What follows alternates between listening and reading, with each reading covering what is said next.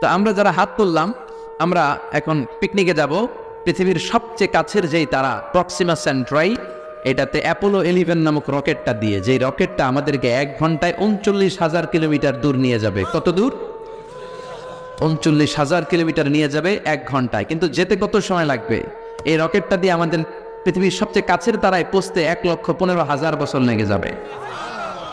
ঘন্টায় 39,000 কিলোমিটার বেগে ছোটার পরেও 1,15,000 বছর লাগবে। আল্লাহ যদি বলে, যা আজারি, তুই যখন শখ করছিস একটা, তোরে আর যারা হাত তুলছে তোদের সবাই 1,15,000 বছর আয়াত দিয়ে দিলাম।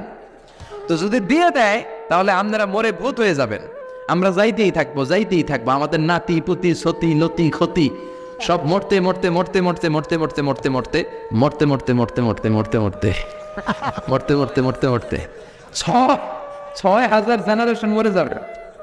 আমাদের 6,000 প্রজন্ম যখন মরে ভূত, তখন আমাদের নামার সময় হবে। সুবহানাল্লাহ কইতে পারলেন না? গ্রিক সভ্যতার টাইমে যদি কেউ এই সফরটা শুরু করতো, আজকে 2018 সালে পুরো সফরের 100% মাত্র 4% কমপ্লিট হতো, আর 96% সফর তাদের বাকি থেকে যেত। যদি গ্রিকদের টাইমে কেউ সফরটা শুরু করতো, সুবহানাল্লাহ, মুখ দিয়ে বেরোয় না। এজন্য আল্লাহ বললেন, লাকাদ যায়্যানাস সামাআদ দুনিয়া বিমাসাবিহা ওয়া জাআলনাহা রুজুমান লিশ-শায়াতিন। তোদের প্রথম আকাশের মা শূন্যে এরকম অনেক বড় বড় তারা দিয়ে আমি আকাশটারে সাজিয়ে রেখেছি।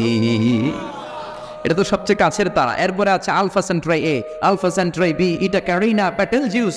এইভাবে কোটি কোটি তারা নিয়ে আমাদের গ্যালাক্সি, এরকম কত কোটি গ্যালাক্সি আছে বিজ্ঞানীরা নিজেও জানে না। চিল্লায় কোন আল্লাহু আকবার। এরপরে প্রথম রূপের শেষে আল্লাহ বললেন, ওয়াসিররু قولكم أو اجهروا به إنه عليم بذات الصدور। তোমরা আস্তে বলো কিংবা জোরে বলো, সব কথাগুলো শোনে কে? কেউ যেটা শোনে না, শোনে কে? দরজা বন্ধ করে, জানালা বন্ধ করে, লাইট বন্ধ করে ঘরের ভেতরে জুলুম করলেন, অন্যায় করলেন, পাপ করলেন, কেউ দেখে নাই, দেখলো কে? বিশ্বাস হয়? একটু সন্দেহ সন্দেহ লাগে নাকি? সব তিনি দেখে। লা তুদরিকুল আবসার ওয়া হুয়া ইউদরিকুল আবসার ওয়া হুয়াল লাতীফুল খাবীর। ওমিয়া পুলিশের চোখ ফাঁকি দেয়া যায় কি যায় না? র্যাবের চোখ, দুদকের কর্মকর্তার চোখ, ইনকাম ট্যাক্সের অফিসারের চোখ, বিমানবন্দরে কাস্টমস অফিসারের চোখ, পরীক্ষার বলে ম্যাজিস্ট্রেটের চোখ, কিন্তু আমার আল্লাহর চোখ ফাঁকি দেয়া যায়? কথা বলে।